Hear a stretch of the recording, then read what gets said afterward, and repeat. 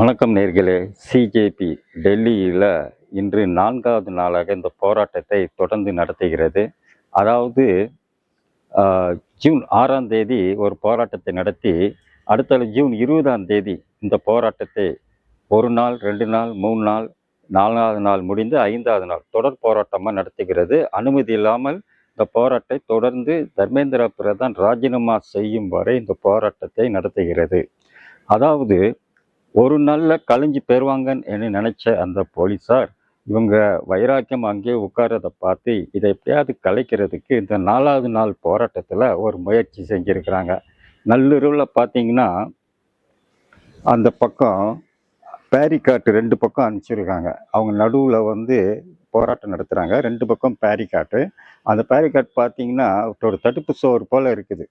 அந்த தடுப்பு சுவருன்னா இராணுவத்துக்கு பயன்படுத்துகிற தடுப்பு சுவர். அது ஈஸியாக யாரை தள்ளிட்டு உள்ளே வர முடியாது. பெரும் கூட்டம் வந்தாலும் சமாளிக்கலாம். அந்த மாதிரி ஒரு பேரிகாட்டை அமைச்சு நடுவில் ஒருத்தர் போகிறதுக்கு ஒருத்தர் வெளியே வர்றதுக்கு மட்டும் வழி விட்டுருக்காங்க. ஸோ அந்த பேரிகாட்டை அப்படி அந்த போராட்டம் நடக்கும் இடத்த நோக்கி தள்ளி சுருக்கியிருக்காங்க. அப்படி சுருக்கிட்டா உள்ள ஒரு குறிப்பிட்ட 100-200 பேர் தான் அனுமதிக்கலாம். அதுக்கு மேலே இடம் இல்லைன்றவங்க உள்ளே போனால் கஷ்டம்னு சொல்லிடுவாங்க. வரவங்களும் வெளியே நின்று வேடிக்கை பார்த்துட்டு தான் போகணும். அந்த மாதிரி இந்த போராட்டத்தை அப்படி ஓய்க்கிறதுக்கு எல்லா வழியும் செஞ்சுருக்கிறாங்க. ஆனால் ராத்திரி 1 மணி இருக்கும். நேற்று ராத்திரி 1 மணிக்கு ஃபுல்லாக படுத்திருந்தவங்க எல்லாம் அவங்க நகர்த்துற சத்தம் கேட்டு ஓடிப்போத அந்த சிஜேபி குரூப்பு அந்த இளைஞர்கள் போய் அதை மறித்து அதை தடுத்துருக்குறாங்க. அந்த முயற்சியை தடுத்துட்டாங்க. அதுக்கு இடத்துல ஒரு லாரியை கொண்டாந்து அவங்க போராட்ட இடத்துக்கு உள்ளே கொண்டு விட்டுருக்காங்க. அந்த இடத்த நிறைய இடத்த சுருங்க செய்கிறதுக்கு அந்த இடத்துல வச்சிருக்கிறாங்க.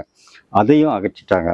ஸோ இவங்க என்ன சொல்கிறாங்கன்னா, எங்களுடைய போராட்டத்தை சுருக்கிறதுக்கு எங்கள் மன வலிமையை குறைக்கிறதுக்கு முயற்சி செய்கிறாங்க. இது நடக்காது. நீட் தேர்வில் எழுதப்போனால் மாணவருக்கு ஒரு 4 நிமிஷம் லேட் ஆயிடுச்சுன்னா அவங்கள வெளியே அனுப்பிச்சிடுறாங்க. அந்த 4 நிமிஷம் கூட அவங்களால பொறுத்துக்க முடியல. ஆனால் அதில் எக்ஸாம் எழுதி இன்னைக்கு இந்த வருஷம் 19, போன வருஷம் ஒரு கணிக்கு, இந்த மாதிரி மாறி மாறி மாணவர்கள் தற்கொலை செய்து கொள்கிறார்கள். அவங்கள பற்றி கவலையே கிடையாது. அவங்க தற்கொலை செய்கிறாங்க. இவர் ராஜினாமா செய்கிறதுக்கு இவ்வளோ கால அவகாசம் எடுக்கிறார, இது என்ன நியாயம்? உடனே ராஜினாமா பண்ணிட்டு தானே போகணும் அதுக்கு பொறுப்பேற்று. அப்போ இதுதான் நியாயமா? இதுதான் மாணவர்களுக்கு இந்த அரசாங்கம் செய்கிற நியாயமான விஷயமா? நீட் தேர்வு எதுக்கு எழுதுகிறாங்க? இந்த நீட் தேர்வில் நல்ல கல்வியாளர் வர வேண்டும், அறிவாளி வர வேண்டும் தானே எழுதுகிறாங்க. ஆனால் இந்த மாணவர்களை மன உளைச்சல் கொண்டு பண்ணி இவங்களை சாகடிக்கிறது தான் வேலையா அப்படின்னு ஒரு கேள்வி எழுப்பியிருக்காங்க.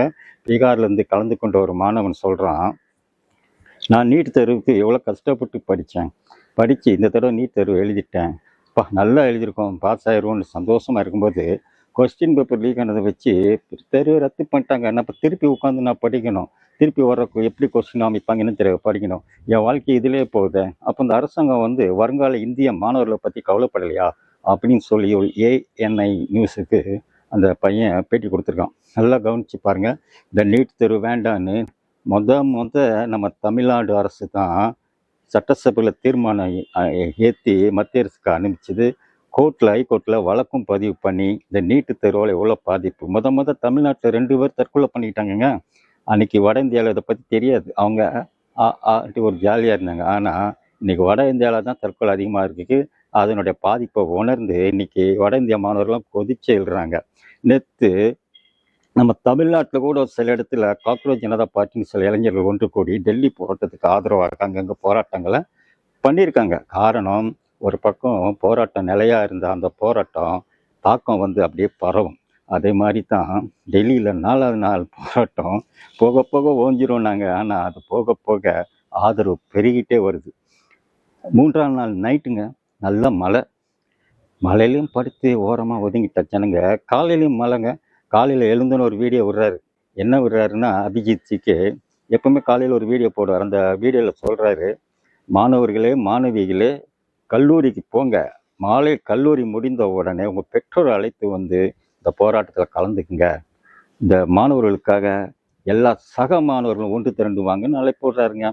அதை பார்த்து நிறைய மாணவர்கள் வராங்க. ஒவ்வொரு கல்லூரியாக மாணவர் அமைப்பு ஒன்று சேர்ந்து பேட்சாக அந்த போராட்டத்தில் கலந்து அவங்க அவங்களுடைய பேச்சு, அவங்களுடைய கொஸ்டின்ஸ், அரசை பார்த்து கொஸ்டின்ஸ் இதெல்லாம் கேட்டு அவங்க அந்த போராட்டத்தை வெற்றியாக நடத்துவதற்கு எல்லா முயற்சியும் அவங்களுக்காக ஒத்துழைப்பு கொடுக்குறாங்க. அதுக்கப்புறம் பார்த்தீங்கன்னா மழை, ராத்திரி பெஞ்ச மழை விடுமா, பக்கத்துல மழை பெஞ்சா என்ன பண்ணுவோம், எல்லாம் ஓரம் ஒதுங்கிரும். ஆனால் அந்த சிறு பிள்ளைங்க என்ன செய்வாங்க தெரியுமா, நம்ம என்ன தான் கட்டுப்படுத்தி வச்சாலும் மழைக்குள்ள ஓடிட்டு விளையாடுவாங்க. அது மாதிரி இந்த இளைஞர்களில் மழை வந்தோடனே தனிந்தது இருந்த போராட்டம் அப்படியே சர்ன்னு எல்லாம் கோஷெல்லாம் எழுப்பிட்டு மலையில் ஒரே குத்தாட்டம் போட்டு கோ கோ பிரதான் கோ கோன்னு சொல்லி ஒரே சத்தங்க. கொடியை ஆட்டிக்கிட்டாங்க, ஆடின டான்ஸு, சுத்தம் மட்டும் அங்கங்கே விளையாடுங்க எல்லாம் ஒன்று வந்து மலையில் கொட்டு மலையில் போராட்டங்க. அதை பார்க்கறதுக்கு வந்து இந்த மாணவர்களுடைய உறுதி மனத்திறமை எவ்வளோ நல்லா இருக்கு அப்படிங்கிறத பறைசாற்றுற மாதிரி இருந்ததுங்க. அடுத்தல இவங்க இன்னொரு விஷயம் பண்ணியிருக்கிறாங்க. அதாவது இந்த மாணவ அமைப்புங்க எல்லாம் சேர்ந்து இந்த போராட்டத்தை இன்னும் அடுத்த லெவல் கொண்டு போகணும். அதுக்கு என்ன செய்யறது அப்படிங்கிற ஒரு ஆலோசனை கூட்டமும் நடந்துட்டு இருக்குதுங்க. அதே மாதிரி விவசாயிகளுக்காக அழைப்பு விடுத்தார்ல, பஞ்சாப்லேருந்து நேற்று ஒரு குரூப் வந்துடுச்சு, வந்து அவங்களுக்கு ஆதரவு கொடுத்துருக்குங்க. ஆதரவு கொடுத்து அந்த போராட்டத்தில் கலந்துருக்குங்க. அதே மாதிரி இந்த போராட்டம் தாங்குறவங்க பின்னாலேருந்து தன்னார்வலர்கள் நிறையா வந்து உதயமாயிருக்கிறாங்க. ஒரு அக்பருங்கிற ஒருத்தர் முஸ்லீம் வந்து பண்ணிட்டு இருந்தார். இப்போ நம்ம ஜல்லிக்கட்டு போராட்டத்தில் மெரினாவில் உட்காந்துருந்தோம்ல, அப்போ எப்படி வந்தாங்க, வீடு வீடாக சாப்பாடு அதெல்லாம் கட்டிக்கிட்டு பழங்கள் பிஸ்கட்லாம் நம்ம கொடுத்துட்டு போவாங்க தெரியுமா. ஐயோ இந்த பிள்ளைங்க நமக்காக உட்காந்துருக்குங்கன்னு சொல்லி டெல்லியில் உள்ள எல்லா தாய்மார்களும் சாப்பாடெல்லாம் பொங்கி வந்து அவங்கவுங்க கொடுத்து ஊட்டிட்டு போகிறாங்க. ஸோ இந்த போராட்டம் பார்த்தீங்கன்னா அப்படியே கொஞ்சம் நல்லா ரைஸ் ஆகி வருது. போக போக டெல்லியில் உள்ள மாணவர்கள் எல்லாம் காலேஜ் போகிற மாணவர்கள் ஒரு நாள் வெளியே வந்தாங்கன்னா என்னங்க ஆகும், அப்போ இந்த அரசுக்கு நிலைமை என்ன ஆகும்? ஸோ அதுக்கு முன்னாடியே இவங்க கோரிக்கை ஏற்று தர்மேந்திர பிரதான் ராஜினாமா செய்ய வேணுங்க. அப்படி செய்யலைன்னா அந்த போராட்டம் மேலும் அதிகமாகும். நன்றி, வணக்கம்.